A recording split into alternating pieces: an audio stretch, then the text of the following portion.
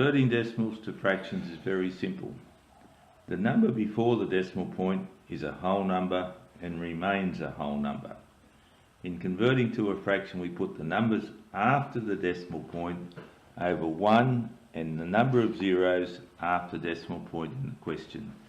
So 1.9, there's one figure after decimal point. We write the 1 down as a whole number, and the 0.9 we're going to have 9 on the top and there's 1 0 on the bottom, so it'll be 9 over 10.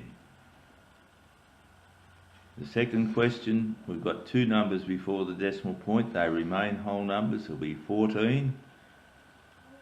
We've got two figures after decimal point, so on the bottom of the fraction we'll have 100, 1 and 2 zeros, and on the top of the fraction we'll have the numbers that are after decimal point, which is 11.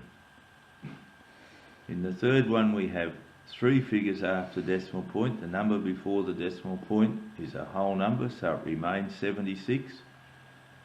On the bottom we have three figures, so it'll be 1 and 3 zeros,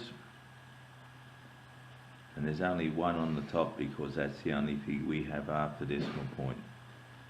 In the last example the same applies. We have 33. There are two figures after decimal point, so we have 1 and 2 zeros on the bottom of the fraction, 2 zeros on the bottom of the fraction, and we have an 8 on the top of the fraction. Now you will notice in the last example both the 8 and the 100 are divisible by 4, so we can rewrite the last one as 33 and 2 over 25. Decimals to fraction is very simple.